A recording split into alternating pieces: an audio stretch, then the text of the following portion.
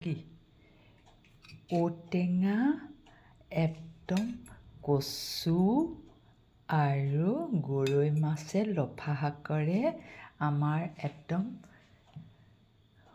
অসমৰ থলুৱা শাককণ বনালোঁ। আৰু এয়া মাই ৰেচিপি কেনে লাগিলে। কেঁচা জলকীয়া, পাঁচফোৰণ, নহৰু তৰকাৰ লগাইছোঁ। কিহৰ? মচুৰ দালি, ঔটেঙা আৰু কচুৰ। হালধি বইল কৰোঁতে নিদিলোঁ কাৰণে এতিয়া দি দিছোঁ এয়া। অ'কে।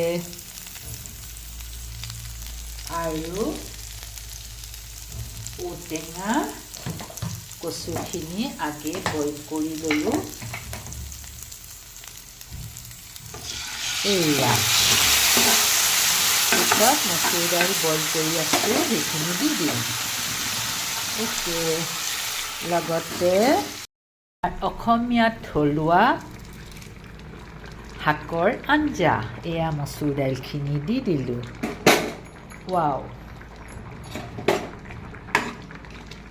কি টেষ্টি হ'ব, খালেহে গম পাম। কেইডালমান ধনিয়া দি দিম, বছ হৈ যাব।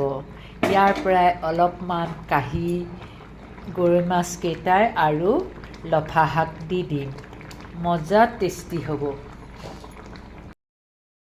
মচুৰ দাইল, ঔটেঙা লগত এয়া লফা শাক দি দিলোঁ। কি মজা টেষ্টি হ'ব।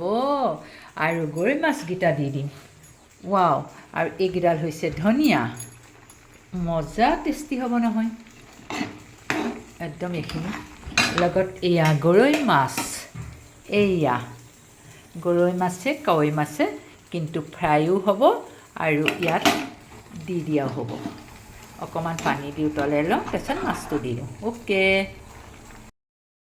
আৰু পদিনাৰ চাটনি বনাবলৈ লৈছোঁ। এয়া ধনিয়া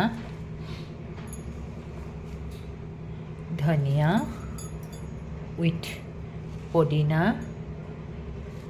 এয়া পদিনা, ধনিয়া, পদিনা, ধনিয়া। ৱাও, হ'বগৈনে এইটোত বছ।